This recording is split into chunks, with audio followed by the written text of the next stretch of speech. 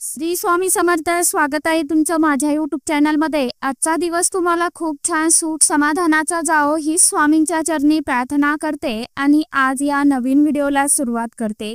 तर बघा मित्रमैत्रिणींनो, आज आहे 6 एप्रिल आणि वार रविवार. तर आजच्या दिवशी आलेली आहे प्रभू श्री रामांची रामनवमी. या दिवशी आपल्याला आपल्या घरामध्ये प्रभू श्री रामचंद्रांना प्रसन्न करण्यासाठी काही उपाय सेवा देखील करायचा आहे. मध्येच अतिशय प्रभावी आणि अतिशय सुंदर असा हा उपाय जर तुम्हाला आजच्या दिवशी करता आला दिवसभरामध्ये तर आवर्जून करा. आज आपल्याला गाईला फक्त एक वस्तू जी आहे तर ती खाऊ घालायची आहे. आपल्या घरामध्ये चहूबाजूने पैसा येईल, सर्व संकटे आपल्या घरातील संपून जातील, आपल्या घराची खूप मोठ्या प्रमाणात प्रगती होत जाईल.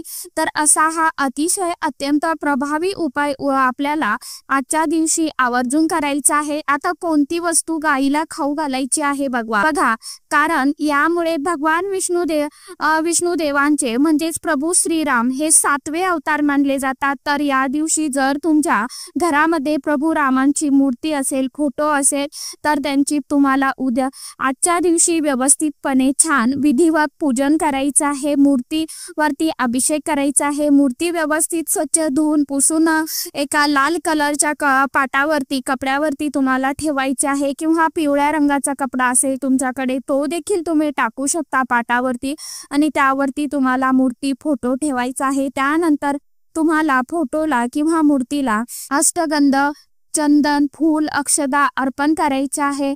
आणि त्यानंतर तुमच्याकडे जर आता फोटो मूर्ती नसेल तर मग भगवान बाळकृष्णाची मूर्ती ही आपल्या घरामध्ये सर्वांच्या असते.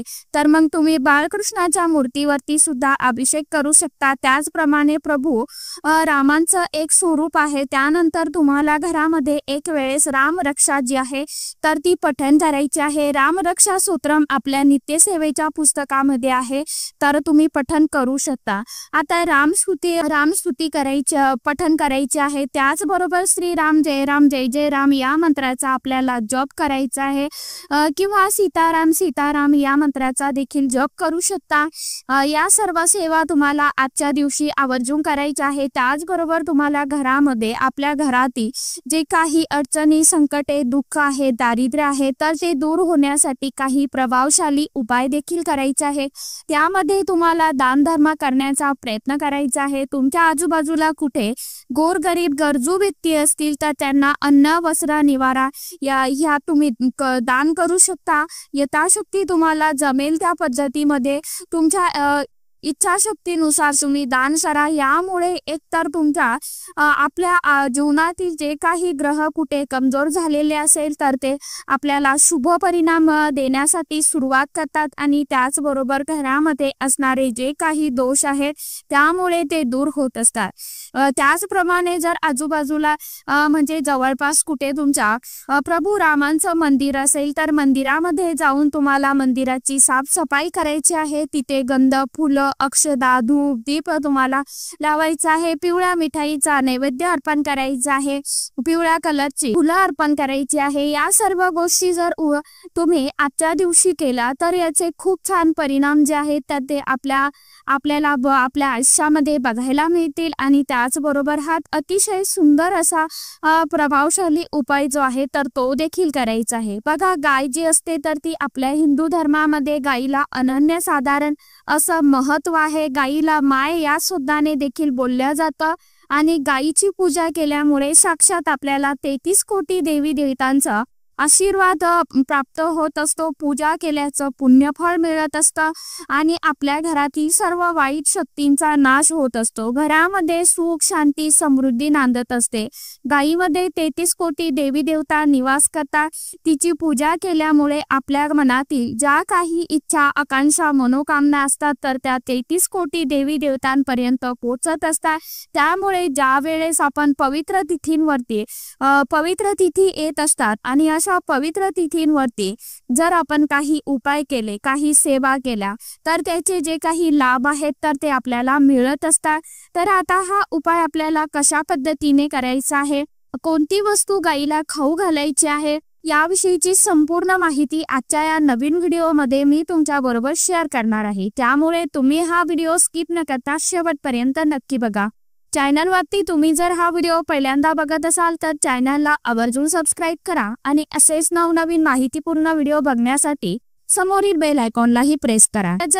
जर तुमच्या जवळपास कुठे गाय नसेल तर आपल्या सर्वांच्याच देवघरामध्ये गाय वस्त्रांची मूर्ती असते।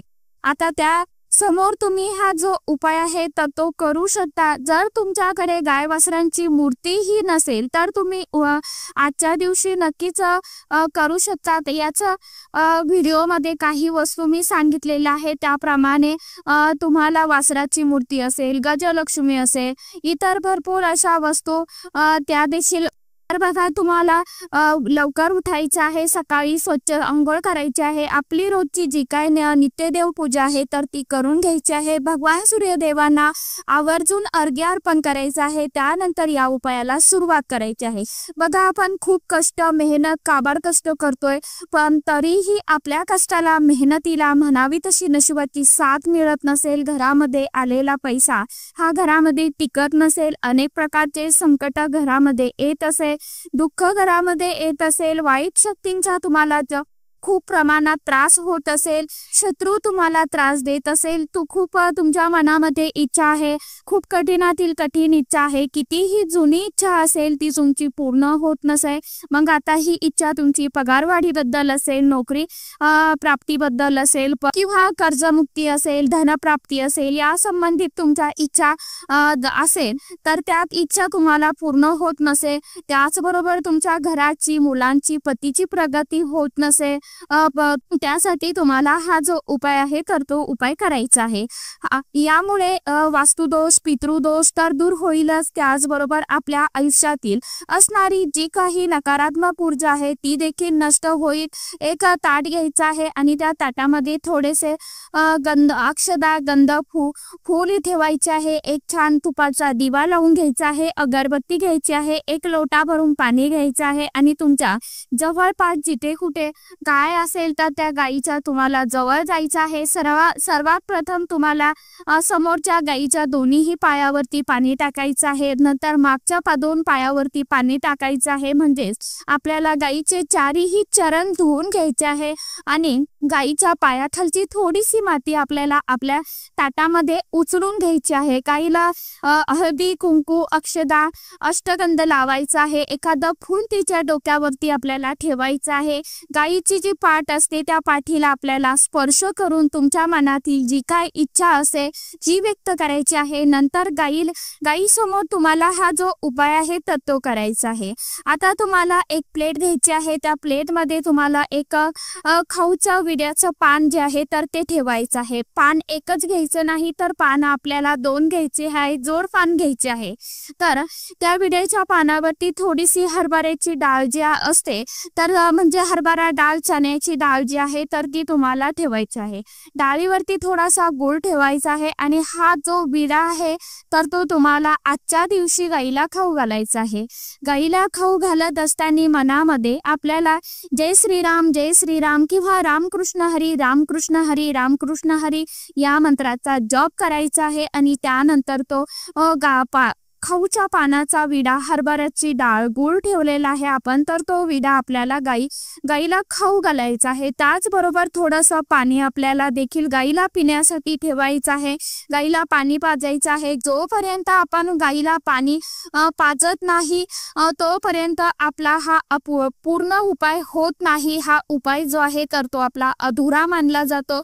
परत गाईला पाणी पिऊ घातल्यानंतर तुम्हाला परत तुमची जी काही इच्छा आहे तर ती व्यक्त करायची आहे, गाईला मनोभावे नमस्कार करायचा आहे, आपल्या घरी यायचं आहे, शक्य असेल तर तुम्हाला गाईला 1 किंवा 5 किंवा 7 11 प्रदक्षिणा करायच्या आहे आणि गाईच्या पायाखालची माती आपण आणली होती तर ती तुमच्या घरातील झाडामध्ये कुंडीमध्ये तुम्ही टाकू शकता किंवा एखाद्या वाटीमध्ये किंवा एखाद्या कागदाच्या पुडीमध्ये बांधून तुम्ही घरामध्ये कोपऱ्यामध्ये ठेवू शकता।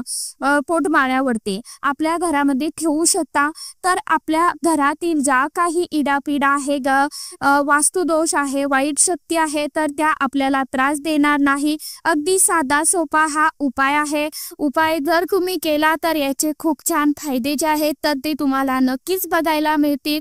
फक्त ज्या वेळेस आपण एखादा उपाय करतो किंवा सेवा करतो तर ती पूर्ण श्रद्धेने आणि मनापासून करायला हवी। जर तुमच्या घरामध्ये पैसा येत नसेल, घरामध्ये पैसा टिकत नसेल, सतत अडचणी येत असेल, म्हणजेच काय तर तुम्हाला पैशांचा सामना करावा लागत असेल, पैसे या ना त्या कारणाने खर्च होत असेल, म्हणजेच काय तर माता लक्ष्मी तुमच्यावरती प्रसन्न आहे परंतु घरामध्ये स्थिर नाही, तर किंवा सतत अडीअडचणी अडथळे येत असेल, जीवनामध्ये अनेक संकट येत असेल, प्रगतीच होत नसेल, तुमचे पैसे येण्याचे मार्ग जे आहे तर ते खुंटलेले असेल, हा उपाय जो आहे तर तो तुम्ही करून बघा।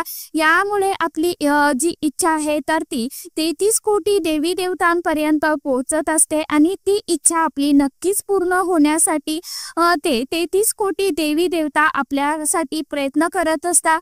तर अगदी हा उपाय करून बघा, तुम्हाला नक्कीच याचा जो काही लाभ आहे तर तो मिळेल। आणि कोणतीही सेवा आपण जेव्हा मनापासून करतो, पूर्ण श्रद्धेने करतो की हे असं केल्याने मला याचं फळ जे आहे तर ते मिळणारच आहे किंवा माझं चांगलं होणारच आहे, म्हणून आयुष्यामध्ये जीवनामध्ये कधीही आपल्याला सकारात्मक बोलायचं असतं, सकारात्मक विचार करायचे असतात। आपण जितकं निगेटिव्ह बोलू तितकं आपल्या आयुष्यामध्ये निगेटिव्हच घडत जाणार आहे।